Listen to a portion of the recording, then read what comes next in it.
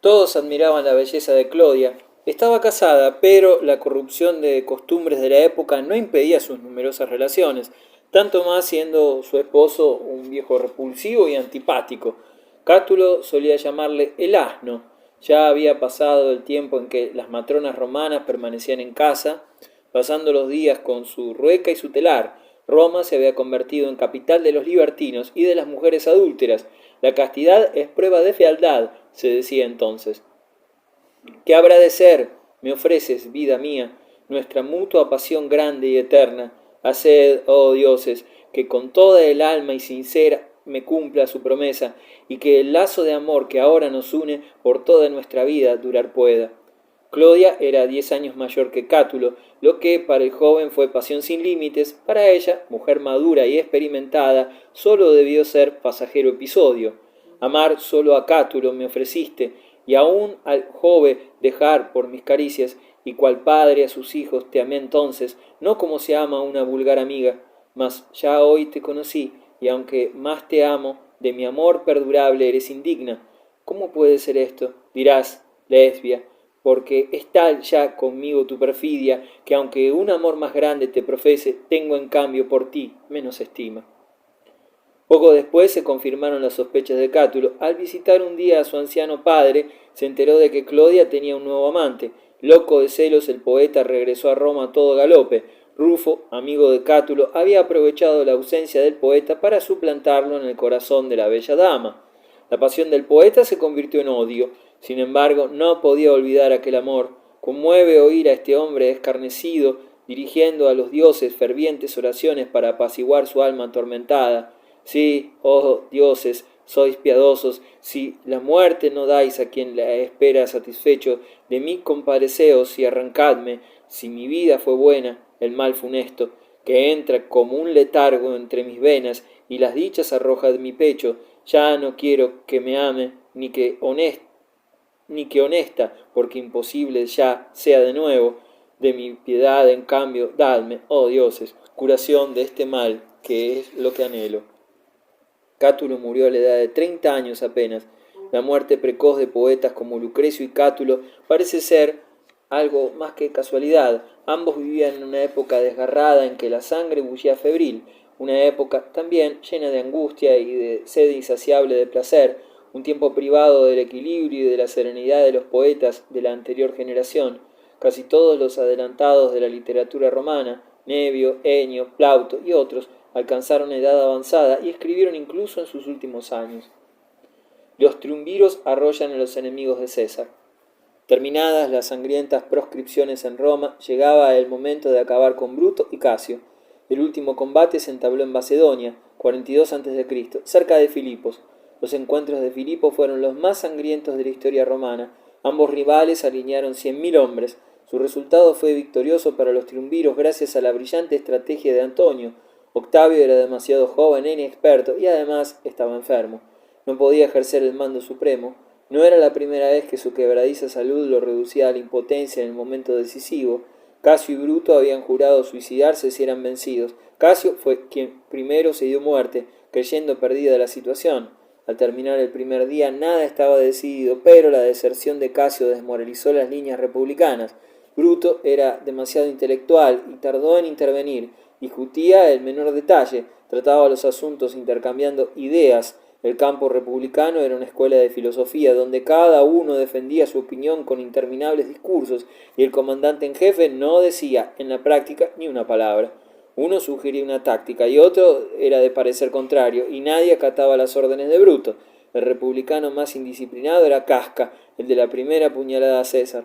Bruto reanudó la lucha con desesperación. O combatía, su ejército se desbandaría. Combatió con valor y al principio con éxito, pero el mando se le escapó y con él la vida. Se atravesó con su espada. César estaba vengado. El pueblo de Roma siempre creyó que su cobarde asesinato atraería la cólera divina sobre los conjurados. Suetonio observa que solo un asesino de César sobrevivió 3 años a su víctima. Se ignora si alguno de ellos murió de muerte natural. Unos perecieron en naufragio, otros murieron en combate, otros se suicidaron con el mismo puñal con que mataron a César. Después de adueñarse de los territorios de Bruto y Casio, el triunvirato la emprendió con Sexto Pompeyo, que había buscado su salvación en el mar, convertido en poderoso jefe pirata. Tenía sus guaridas en Sicilia, Cerdeña y Córcega. Pompeyo se hacía llamar modestamente el hijo de Neptuno. Vestido de túnica azul, en vez de llevar su toga púrpura de general, bloqueaba el aprovisionamiento de Roma, hostigaba y saqueaba las costas de Italia. Los descontentos acudían a él, la esperanza de un rico botín atraía a aventureros llegados de todas partes. La guerra estalló tras el fracaso de largas negociaciones entre los triunviros y Sexto Pompeyo. En vano imploraba Horacio, en nombre de todos los romanos, que se evitase una nueva efusión de sangre. El poeta consideraba tales guerras civiles como consecuencia de una maldición que castigaba a Roma desde que Rómulo mató a su hermano Remo. ¿A dónde os despeñáis, malvados? ¿O qué hacen en vuestras manos estos hierros envainados hasta ahora? ¿Harta sangre latina no corrió aún por tierras y mares? Para que el momento prendiera fuego a las soberbias ciudadelas de la envidiosa Cartago, no para que el británico intacto hasta ahora descendiera encadenado por la vía sacra, sino para que esta ciudad, como desean los partos, se destruya con su propia mano. Nunca lo hicieron así los lobos y leones, jamás, a no ser entre fieras desiguales. ¿Es furor ciego el que os arrebata fuerza irresistible o castigo expiatorio? Responded, callen, y la lívida palidez mancha sus rostros y su razón queda estupefacta. Así es, hados acervos, y la maldad de la muerte fraterna se ensañan en los romanos desde los días en que, fatal a sus descendientes, la inocente sangre de Remo se derramara sobre la tierra. Pero aún se necesitaba más sangre para precipitar la agonía de la República. Las tempestades perjudicaron la flota de Octavio gravemente. En tan difíciles circunstancias el joven almirante no perdió un solo instante.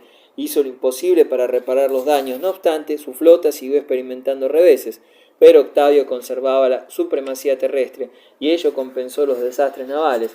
Los marinos consiguieron al fin la victoria. En 36 a.C. la flota de Sexto Pompeyo fue destruida frente a Mesina. El honor de este brillante triunfo se debió a su lugarteniente, Agripa, amigo de infancia y compañero de estudios de Octavio.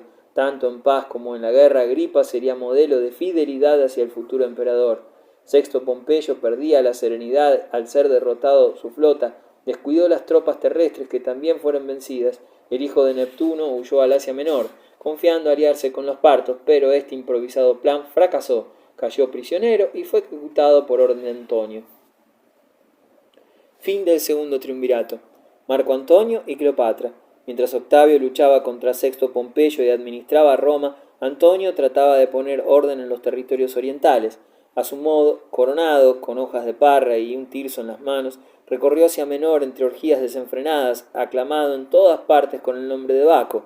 Cleopatra invitó a este Baco a su mesa. Llegó, vio y fue vencido. Desde el primer instante, el rudo Antonio quedó hechizado por esa encantadora aparición y cegado por el esplendor de su corte. En brazos de Cleopatra, Antonio olvidó todos sus deberes de gobernante. La inteligente egipcia gozó dominando al coloso como a un perrillo. Antonio repudió a su fiel esposa Octavia, hermana de Octavio, divorcio que tuvo para las relaciones entre los triunviros las idénticas consecuencias que tuviera antaño la muerte de Julia para las de César y Pompeyo. Y como Craso, eliminado por muerte, quedó excluido del segundo,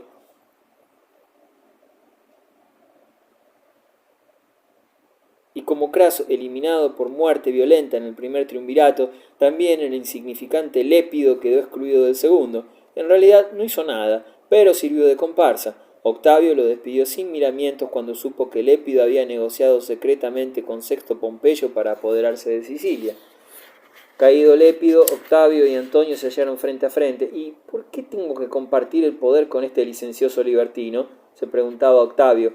Por otra parte, Cleopatra impulsaba a Antonio a convertirse en único dueño del imperio, con Alejandría por capital. Los romanos llegaron a detestar de tal forma a ambos que Octavio pudo, en el 31 a.C., convencer al Senado de que declarara la guerra a la reina y desposeyera a Antonio de todas sus funciones y dignidades. Entablóse en el mar una gran batalla cerca de Accio, extremidad sur del litoral del Epiro, donde Antonio pagaría muy caras sus flaquezas con la bella egipcia. Cuando el combate naval estaba en auge, se vio a la nave admirante de Cleopatra enarbolar bandera púrpura, señal de que ordenaba la retirada de la flota egipcia, que no había tomado parte en la batalla. Antonio creyó que la flota tolemaica lo abandonaba por orden de Cleopatra. Temió una traición de la reina y se lanzó en persecución de los fugitivos. Las fuerzas de Antonio quedaron sin mando y el valiente Agripa consiguió para Octavio otra victoria decisiva. Egipto, provincia romana. Al acercarse a Alejandría, Cleopatra adornó con laureles la proa de sus barcos. La música entonó himnos de victoria y los navíos entraron en el puerto entre vítores populares. Luego, Cleopatra invitó a todos los nobles y ciudadanos más ricos de Alejandría a un banquete para celebrar la victoria. Temiendo las reacciones de sus convidados al saber la verdad de lo ocurrido y para evitar eventuales rebeliones, mandó asesinarlos a todos. Después, con ayuda de Antonio, consagró todas sus fuerzas a preparar la defensa de su reino. Luego se entregaron ambos a orgías desenfrenadas, como si cada día fuera el último que les quedaba de vida. Insinuaron negociaciones a Octavio mientras intentaban desembarazarse de él, pero Octavio era demasiado inteligente para caer en el lazo. Los negociadores de la reina tantearon las disposiciones del vencedor, ofertándole los preciosos tesoros de Cleopatra, a condición de que ella no recibiera daño alguno, y proponiendo por último, con el mayor secreto, entregar a Antonio. Octavio fingió dejarse tentar por la proposición, pero exigió la muerte inmediata de Antonio, punto respecto al cual se negó a la menor concesión. Cleopatra no perdió el valor. Pese a sus 40 años, tenía un fama de irresistible, y se lo creía. Había seducido ya a 2 romanos, y no insignificantes. ¿Por qué no embelecaría el tercero? Pero el tercero no tenía intenciones de dejarse cautivar. Iba a Egipto a imponer su voluntad, y no para someterse a la de Cleopatra. Octavio sabía lo que quería. Además, con el tiempo, las cosas se ponían cada vez más de su parte. Cada día se pasaban soldados de Antonio a su campo. Pronto se percató Antonio de la situación. Desde una altura cercana a Alejandría, asistió a la defección de su flota, al primer contacto con la de Octavio. Los navíos saludaron con sus remos al mando enemigo y entraron juntos en el puerto todos los navíos. La caballería galopó hacia las líneas de Octavio. La infantería fue vencida con facilidad. Fuera de sí, el desgraciado se precipitó al palacio real convencido de que Cleopatra lo había traicionado una vez más. Octavio se acercaba implacable. Le era imposible huir. Antonio tenía que actuar rápido si no quería caer vivo en manos de su enemigo. Ordenó a uno de sus fieles esclavos, Eros, que le diera la muerte. Nada tenía que esperar Antonio de la vida. El esclavo sacó su espada, le hundió él mismo en su propio corazón y cayó a los pies de su amo. «Bien hecho, Eros, bien hecho», exclamó Antonio. «Has dado a tu amo el ejemplo de lo que debe hacer». Dichas estas palabras, se clavó su espada en el pecho. Cleopatra había reunido en su palacio un deslumbrante tesoro de oro, plata, piedras preciosas, perlas. Si Octavio empleaba la violencia, Cleopatra desaparecería con sus tesoros y pegaría fuego al palacio. Octavio quería impedirlo a toda costa. Tenía necesidad de las riquezas de Egipto y quería llevar a Cleopatra a Roma. Una cautiva tan encantadora realzaría su triunfo. Así, un día apareció en el aposento de la reina un enviado de Octavio. Espantada, Cleopatra blandió un puñal y quiso darse muerte, pero el romano la desarmó en el acto.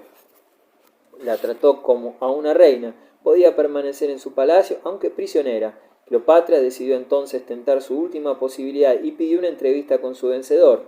Octavio acudió. La reina del Nilo recibió al hijo adoptivo de César en una sala espléndida, adornada con retratos y estatuas del dictador. Sobre un lecho, ligeramente vestida, esperaba la seductora de César y de Antonio. Al entrar Octavio se levantó de un salto, arrojóse a los pies del romano y le pidió perdón con voz temblorosa.